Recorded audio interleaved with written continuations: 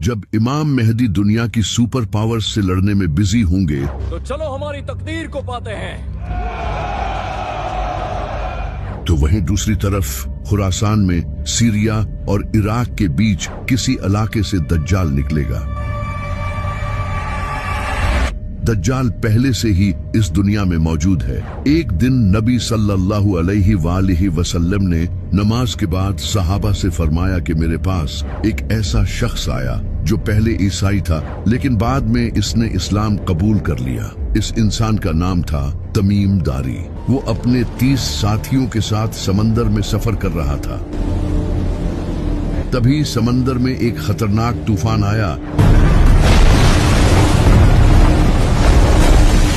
जिससे इनका जहाज एक मिस्टीरियस आइलैंड पर पहुंच गया। जब वो लोग वहां पहुंचे तो उन्होंने वहां एक बालों से भरे हुए जानवर को देखा जिसके आगे और पीछे के हिस्से का ही पता नहीं चल रहा था। तो उन्होंने उससे पूछा कि तुम क्या हो? तो उसने कहा मैं अल-जसासा हूँ। इसने उन लोगों को एक जगह जाने का कहा और बताया कि वहां एक इंसान तुम्हारा इंतजार कर रहा है। तो तमीम और इसके साथी वहां पहुंचे और उन्होंने एक बड़े इंसान को देखा जो कि जंजीरों में जकड़ा हुआ था। इसके हाथ पांव सब जंजीरों से बंधे हुए थे। इसने तमीम और इसके साथियों से कहा मुझे बेसान के दरख्तों के बारे में बताओ।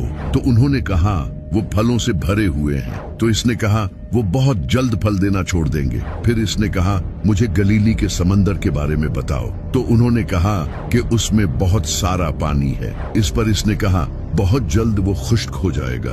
फिर इसने कहा मुझे जुगर के चश्मे के बारे में बताओ। तो उन्होंने कहा कि वो तो पानी से भरा हुआ है। तो इसने कहा वो भी बहुत जल्द खुश्क हो जाएगा। फिर इसने कहा मुझे उस नबी के बारे में बताओ, उसने किया है। तो उन लोगों ने इसे बताया कि वो मक्का से जाहिर होकर मदीना चला गया है। तो इसने पूछा क्या अरबियों ने इससे जंग की थी? तो उन्होंने कहा हाँ।